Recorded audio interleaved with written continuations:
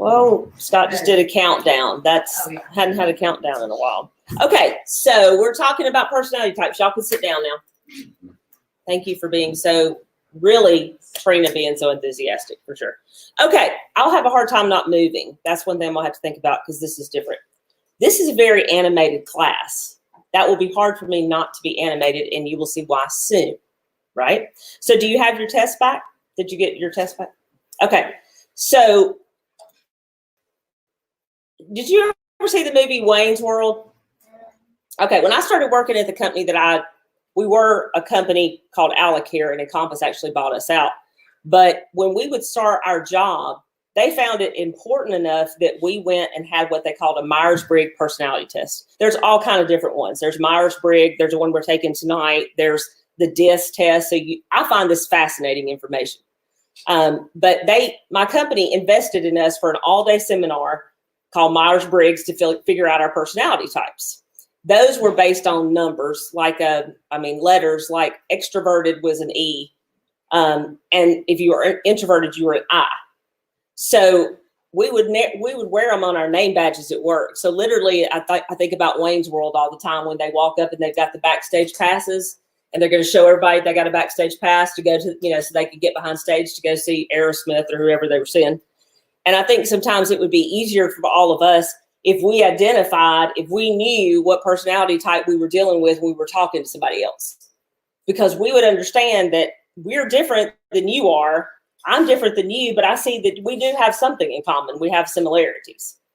So wearing that on our name badge became really important because it was supposed to help us identify with who we were talking to, and we could look at their name badge and tell that that was their personality type.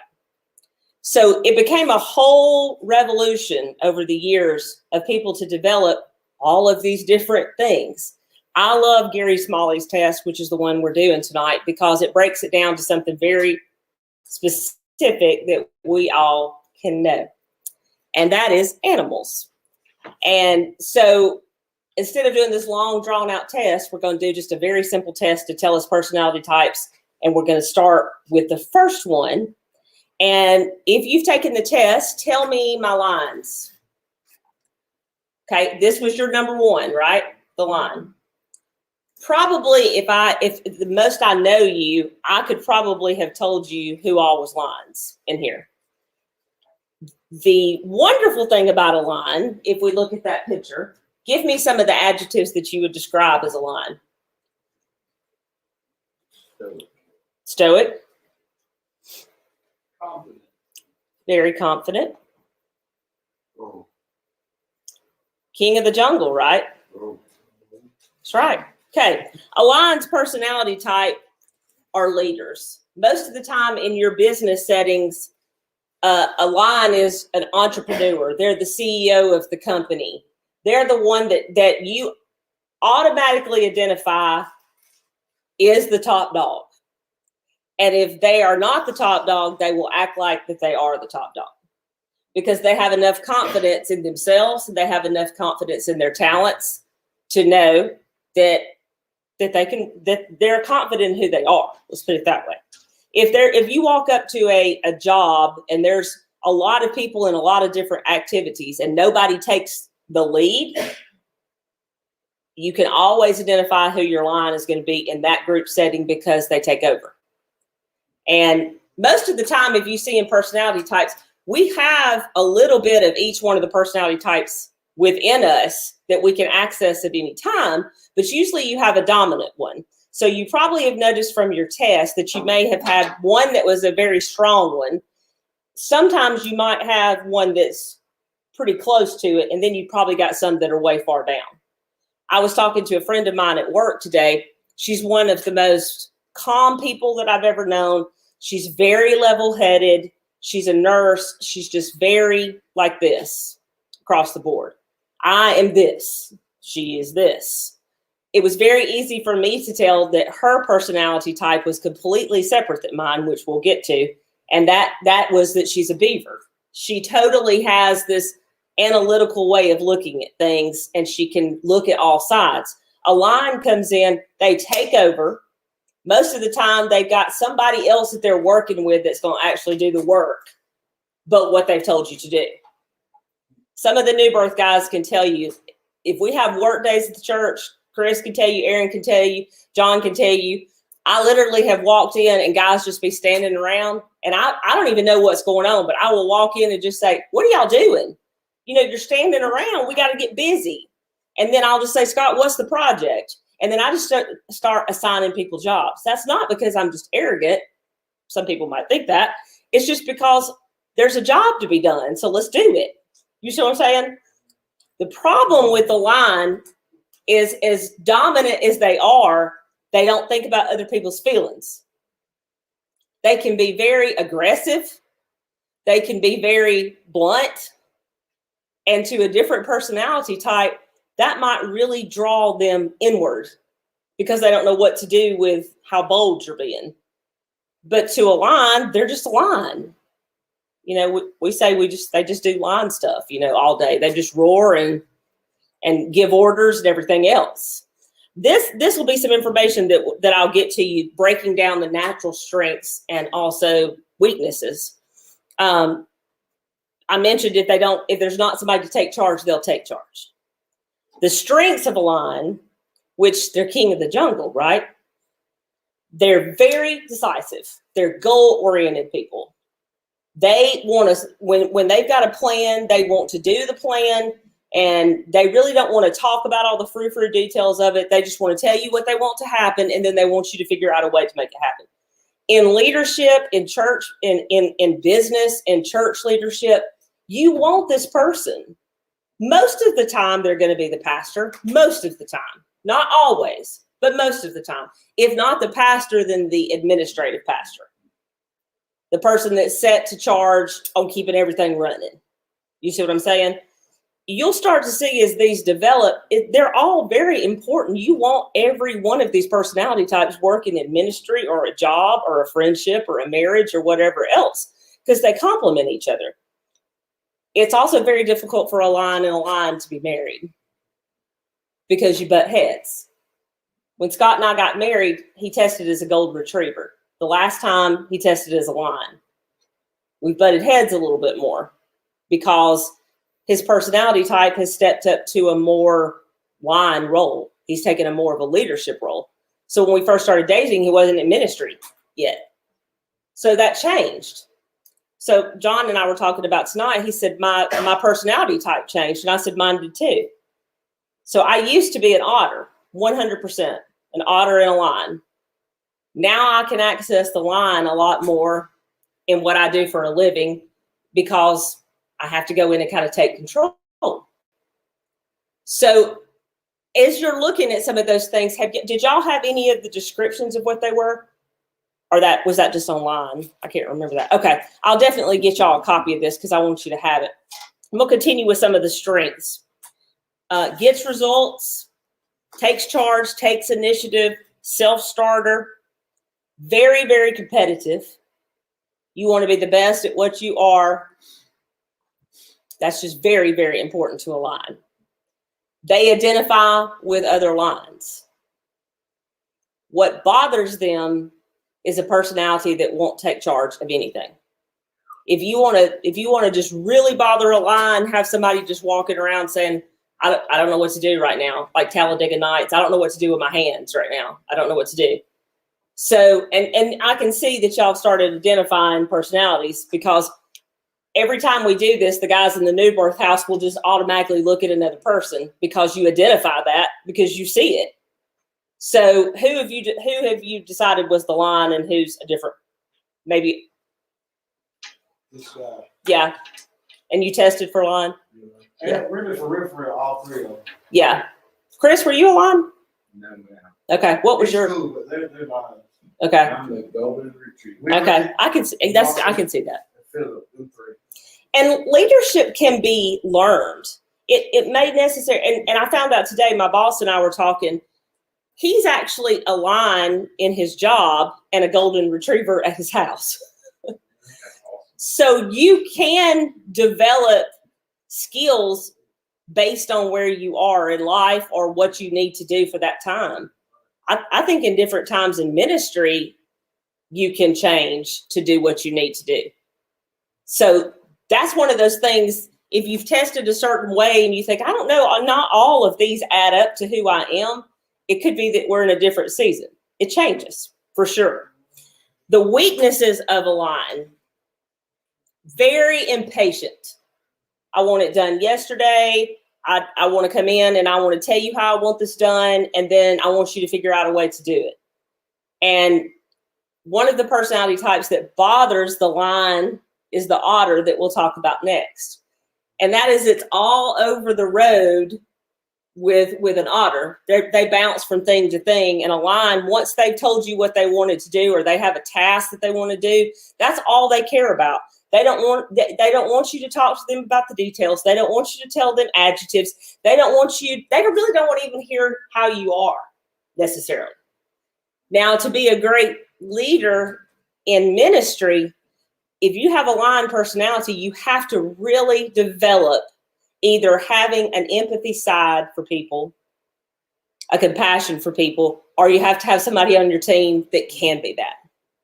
And that's why a good pastor knows what they do best, and then they surround themselves with people that can assist them in that role. Scott is not great at hospital visits. He has said that the whole time. It's not that he doesn't love somebody or want them to be good, but that's not what he's strongest at. In sales, we break sales down in what I do for a living as hunters and gatherers. Hunter is one that, and with patient care, you have to do a little bit of both. I work for a hospice company, and I deal with a lot of people that are in life care. So I'm that hunter personality, though. I will go out and I will hunt something, a new referral or a new person that we can help, or, I'll go out and get it. And then we have this compassionate team of nurses and people that go out and actually admit them. Susan Rainey, that goes to our church, is a hospice nurse. That's what she does best. I can get a little impatient with the detail part of it because I'm a different personality type. So you have to understand, you can develop different things. You can develop different giftings to help you with different things, if that makes sense. Does that make sense to y'all? The basic disposition is fast-paced, task-oriented, motivated. I'll break down the motivation for each personality type, and I'd be curious to see what y'all think. So for all my lines out there, you're motivated by results, challenge, power, and credit for your achievements. It's really important to you that people know that you've figured it all out. And one of the best things, Scott has worked for some personality types in the past. Scott's fine with not taking credit if he does something. And I'm like, how could you do that? How could you do such a great job and give them all the ideas and then not want credit for it? Because to me, that is a team player. But if you have a personality that you're driven by affirmation from people, then you want the credit for a job you've done. Okay. Communication style, great at initiating conversation, not good at listening. So I could walk up to Margelina and just be like, how are you today? And really I'm asking because I care, but now I'm not even listening to what she's saying to me. I've completely checked out and thought about the next thing I've got to do. As a line, it's very important to you that you have relationship, but you don't have to have their affirmation for you. I mean, you want a relationship basically because that's important to have a relationship, but you really have to work on the side of you that doesn't just move on to the next project. Does that make sense? Greatest need. What do you think? What would you think in a line's personality type? What would be the greatest thing that they would want to see? Accomplishment. They want to see that what they have started, that it is completed. Now, they might not actually be the one to see it. They might actually not be the one to do it, but they'll tell somebody else to do it. And then they want to make sure it's done. So once you start a project, you want to make sure it's done. Okay? Difficult assignments. In a job, you really need a chance for advancement. If you're going to work hard for it, then you want the prize at the end of it after you've worked for it, because you've worked for it. Other people, they might be happy just to be invited to the party. A line would be like, no, what I'm trying to say is if I'm coming to the party, then I need to conquer the party. So great to have in your organization, but also concerned about the fact that maybe you don't follow up with people's feelings. They're not necessarily about feelings. Okay? Next type. Any otters? Yeah. Lucky for me, I'm the only one in the room. And you know what? I'm just fine with that. Otters are excitable. I mean, just look at that. Just look at that right there. In a zoo setting, I always love to say this illustration. In a zoo setting, everybody wants to go see the lion. They're majestic. They roar. They're incredible. When you go over to the otter side, he's looking for a ball. Give me a ball. Give me a ball. I want to play. Give me a ball. Hey, Sippy. You're constantly wanting attention. And you'll do whatever it takes to get the attention. Because when you walk into a room, most people know that you're coming because they've heard you come from outside. It's just a personality trait. I can't help it, y'all. But you always want that person involved in parties. You want that person to be a greeter at your church. You don't want a line to greet you at church. Can you imagine walking in, hey, how are you doing this morning? Welcome to Uplock First Assembly. Go sit down. Because that's what they're saying. They're just trying to get you in the door. They don't care. They're glad you're here. Go ahead. An otter, by the time in ministry, hey, how are you? Oh my gosh, we're so glad you're here. I mean, I've probably done that to a bunch of y'all walking in the door. An otter's a cheerleader. They're the type that's constantly, you can do this. You can do this. You're so great. I'm so glad you're here. They clap and they're just real demonstrative and excited.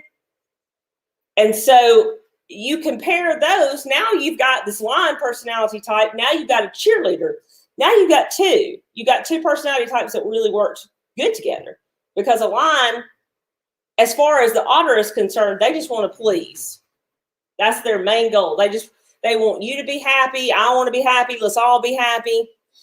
Sometimes to a lion, though, they're like, God, just calm down. We've got a job to do. Could you just stop with your, running around all excited? But an otter is an important part because they keep people going when they're down. It's a gift of encouragement. It's just cheering somebody else on. It's real important to an otter's personality that you be the best that you can be. I really want to see you succeed. So you've got this cheerleader type of personality, but the worst part about an otter, I would say the weaknesses of an otter, they're totally unrealistic.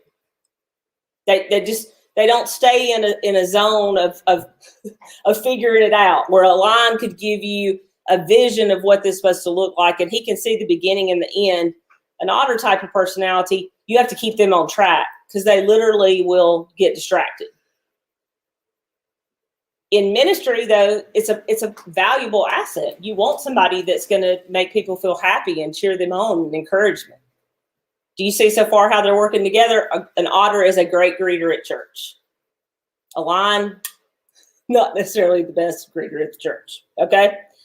They're motivated by recognition and approval. It is very important to my personality type for you to tell me that I have done a good job.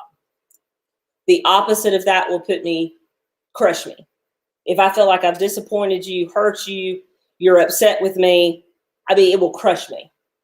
Because I really care. I overly care if I've done something well. So most of the times they wear really big feelings on their sleeves. Because they're not poker players, if something's wrong or if it's right, because they feel everything really big. The greatest need for otters is they want to have social engagement. I am a lion and an otter, and they're real close together. Lion actually took over my otter this time on my test, which was kind of crazy. But those two things really shouldn't make any sense because one is very domineering and the other is very almost passive to a fault. But it's like what we talked about. If you need to access those things, you just pull it up. You can pull it up for different things, for different seasons, even for different activities. So, yeah, that one's the one all over the place, and it's easier for me to talk about that one because it's straight up who I am. So, any golden retrievers in here for your number one? Rod and Chris are the perfect example of a golden retriever. Rod has to happen in every church. Chris has to happen in every leadership. Because you have to have somebody that is loyal. And a golden retriever is literally the most loyal that you could have. To a default, to a certain degree. Because you will take somebody else's feelings and emotions and you will take that on as your own. Because you really care about that person. You want to see them do so good that you want to help any way that you can. Most of the time, they're wonderful listeners. They don't do a lot of talking. They will talk, but it's really when they have something to say. Then when they start talking, you really want to listen because they've thought about what they're going to say. Like they don't just, they're like as a lion would just blurt something out and don't care about the repercussions. The otter thinks about nothing they're saying. They're just throwing it out there. And the golden retriever has thought about what they're going to say to the point that they want to make sure that they say it just right because they don't want to hurt you. The strengths of that, very patient. Patient as Job. Rod is patient as Job. You got to have it in ministry because if you've got a person that's off the charts like a lion, most of the time this personality type and a golden retriever comes in and balances that out. In fact, balances out because they bring kind of that balance to it. It's not that you don't have emotions. It's just that you can handle your emotions a lot better. It's not worth to you the cost of overly exaggerating something. It's not worth to you causing a stir because you would just rather be the person behind the scenes. It's okay with you. You can talk, you can be the person out front, but you just assume being a support role to that person.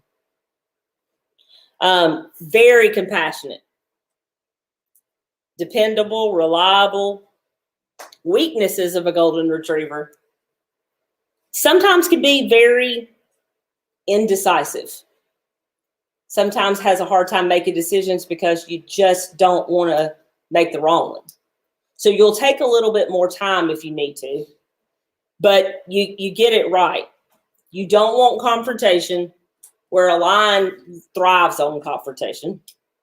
An otter doesn't care about confrontation. They don't even know it's happening most of the time. Oh, really? You were upset with me? I didn't even know that. I'm sorry. What did I do? Then you got a golden retriever that literally, to them, I don't want to have that, but if I have to have that, I've at least thought about what I'm going to say first. Okay? They don't like change. Chris, Rod, do you think that's the truth? You would have the same bedspread on your bed for 50 years. You would wear the same clothes. You would keep probably the same car till it fell apart. Because as far as you're concerned, if it's not broke, I don't have to fix it. Is that? One thing I commonly say is, I don't want surprises and drama. Yeah. Don't take me by surprise. Yeah. You like things to be more cut and dry. Of course, life isn't like that. And the good thing about you is you need excitement. So you tend to have lions as friends or otters as friends because you'd be really bored if you did. Because literally, because you don't push, you don't have a lot of drama. So to you appreciate those personality types, but they can drain you at times too. Okay, last one. Any beavers? No beavers. That's great. That's wild. Y'all are a lot of leaders in here. What is John, Marjolaine? Yeah. And you're a lion and what? That is interesting. Most of the time, those two things, it's kind of like one time I was telling a counselor that I was saying that I was a lion and an otter. And he said, so basically you're at war with yourself all the time in your own head. I said, exactly. Because they're two different, they're extremes of personalities. And as extreme as a lion can be from a big, that's a pretty big jump. They all are to their own ways. Okay, so have you ever heard of the terminology busy as a beaver? Oh, Scott and I started watching something on the not History Channel, but the Animal Planet one time. It was fascinating to watch a beaver and how they build a dam. It takes forever to do that. Beavers are very methodical in what they do. And here's the thing with them. We're backing up to those other personality types. A lion will barrel through. An otter is all over the place. A golden retriever is just there and just helpful. And a beaver is one of those that if it takes all day, I'm going to do it. I'm going to do it right. Most of the time, these are your bookkeepers. They're accountants. They're people that pore over numbers. They're good in their heads about strategies. Do you see how all those are adding together in ministry and different things? In a ministry, you got to have somebody that can do the books. If you don't, you'll have a line that'll have 10,000 ideas and spend a ton of money. You'll have an otter that likes, new curtains for the church and spends $1,000. Then you have a beaver that comes and says, we don't have that in our budget. You see, all these things are working together beautifully if you allow them to. The strengths of this personality type are very accurate. They're analytical. They're numbers driven. Almost to the point for themselves. They're very hard on themselves, though. They, as with probably a golden retriever, they want to get it right. But to them, they will literally exhaust themselves trying to make sure it's right. Checking, rechecking, going back, checking again. But that's also good to have as a numbers person. Basic disposition, slow pace, task-oriented. Time management, they work very slowly because they want it to be right. Communication style, they're always diplomatic. They're your Peace Corps people. They're your ambassadors that relay messages on both sides, if that makes sense. They can see both sides most of the time of everything. Poets are usually this personality type. Deep thinkers are usually this personality type. When we were talking about a line, in what I do, I see a lot of lines in an ER setting where there's just total chaos around them, and they're able to separate their emotions from what's happening. That's very hard for another personality type, especially a golden retriever, for instance, in that kind of chaotic setting, almost shuts down because it's so much you don't know how to handle it. And one of the things that I love to joke about and tell people when we talk about the 4 personality types, if there's a fire, okay?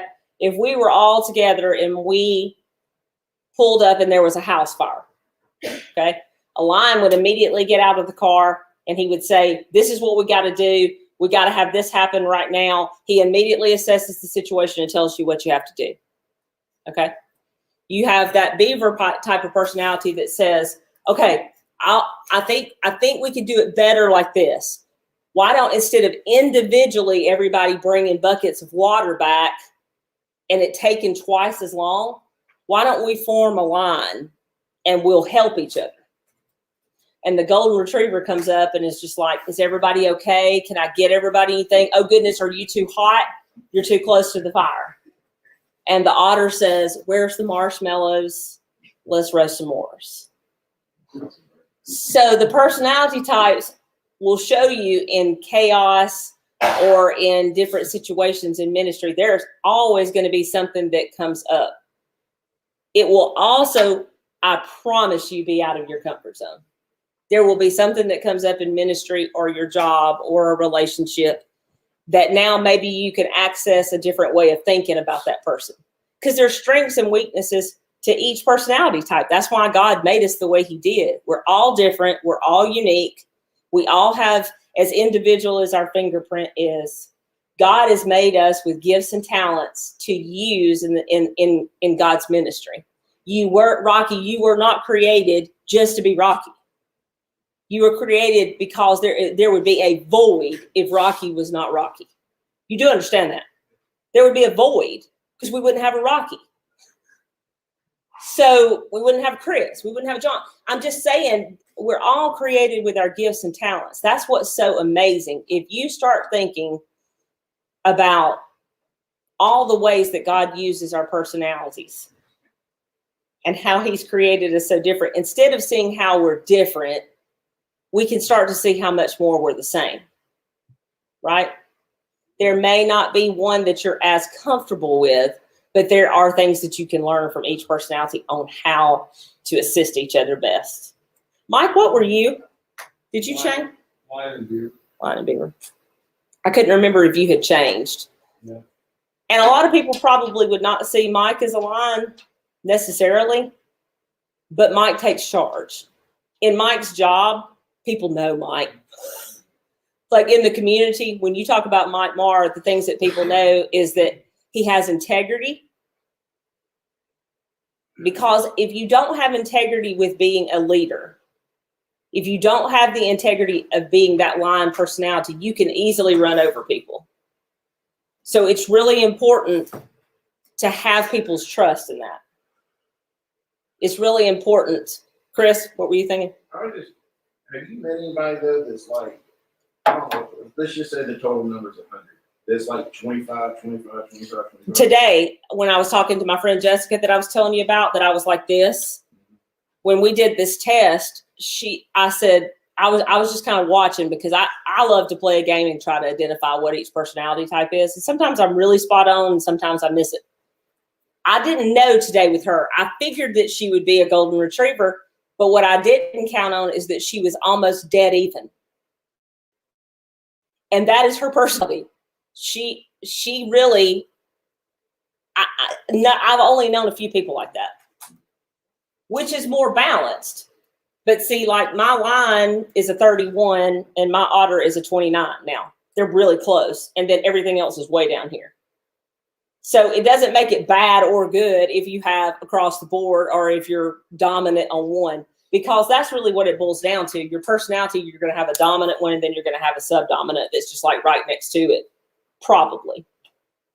But we can all learn from each personality type, and that would be my goal. Do you know how much I would love to be a golden retriever? I would love to be a golden retriever. I would love to be a beaver because they're so analytical and they think and they're process people. I have to pull that gifting up for sure. Anybody else have questions or comments, or did you think they were close? Did you disagree with any? And y'all are not as enthusiastic. You know why? It's because I haven't been because normally I bounce off the walls in this class. Don't I, John? Man, it's hard just to stand here. I just want to let you know I was a golden retriever. You didn't say when you called me. I didn't call you? Oh, you said, I didn't see your hand. So you're a golden retriever. What's your name again? Josh. I know you, Josh. Now you do. Wait a minute. Let me look on golden retriever because Josh was just like over here. Let's see. Is there anything that says, "Hey, you left me out"? No, I don't see that. He's really a beaver. Yeah, that was my second one. Beaver. Really? 30 and 30. So it matters to you. So you're pretty methodical. Yeah. You like things. You did a good job. I like how you tell it. All four of them, like in the ministry or really anybody like it. Yes. We all need each other. For sure. They all complement each other. Yeah. Because where you're not strong in one, Right. And you can be really attracted to another personality type that you want to be more like. There's nothing wrong with learning and growing and trying to be more. I read books on how to be, less sometimes. What are you, John? This year. Yeah. See, he tested something different. But I think John's coming out of his shell more as far as, It definitely changed. Like I told you, when Scott and I started dating, he was a golden retriever. And over the last few years, he's really developed more of a lion. And I remember one day thinking, I should have gotten that memo because I dated a golden retriever and all of a sudden a lion came to stay. But it happens. Different seasons causes you to have different things and different giftings. That's what's cool about it. Anybody else? Those are introverts and extroverts. Yeah, definitely. Okay, so a lion is definitely an extrovert. A beaver and a golden retriever are introverts, and an otter, of course, is an extrovert. I think Mhm. those three are extrovert. You think so? What does that word mean? What is extrovert? Extra, Josh. An introvert is someone that doesn't. If you could be around people, but you would prefer to just be alone. You don't have to have. So which one's that? That's an introvert. Introvert, you don't like to be alone? But on the other side of that, an extrovert really loves to be around people all the time. They thrive off of interaction. Yeah, basically. Intro. Yeah. I didn't want to be alive. Intro means just chill, bro. Well, because I think there's a negative connotation in some ways, especially women, because we think that we can't be strong, or if we're strong, we're considered something else. Well, being alive, being about people, which is easy to do when I'm goal-oriented, Right? upsets me. Until Scott said that we're usually apostles and prophets, which kind of helps me. Yep. It shows me where I am. But I don't want to be that. I want to be more like Wes. Yeah. Okay, so this would be a good one for Mike and Scott, and maybe even Wesley to answer. So what biblical descriptions, who would you say was a lion in scripture?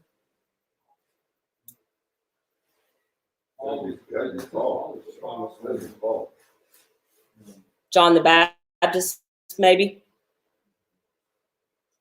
John, Women. huh? What about women in the Bible?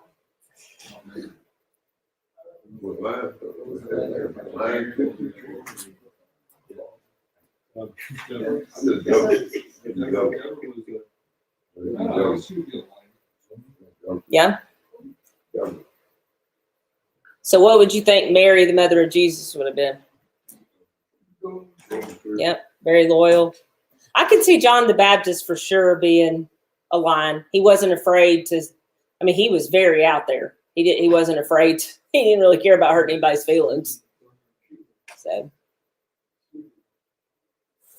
it'll be funny now that you kind of have a concept of what each one is, though, that when you're doing your own reading, you'll start identifying, and even better, when you're just hanging out with other people, you'll start saying, I wonder if they're a lion or a, so sorry, Josh, that I left you out on the golden retriever thing. Hey, how often? You was acting like a lion in school. How often should you do this survey? How often? Yeah, like once a year? Yeah, I try to do it. I have done it. I found all of Scott and I's tests that from the last 10 years, 5 years, 10 years. And I've been pretty consistent, but the top two flip. I think well, a bunch. I mean, man, I can see you coming home and being, you know what tonight is? We're gonna do our personality. Yeah. I do think it's fascinating. And there's so many different types that somebody told me today about one that you could take that would show what color you are. I thought that was interesting, like a red or a yellow or blue. Probably a golden retriever would be a blue color because it would be calm. I would think probably otter would be red, orange, something. Yeah. So, okay, cool. That's what I mean, that's it. I didn't get to move as much. Normally I'm all over the place. Y'all would have probably appreciated that more. The other classes came with demonstrations. It's a little harder to do when you're doing this. Okay, I love y'all. Appreciate y'all.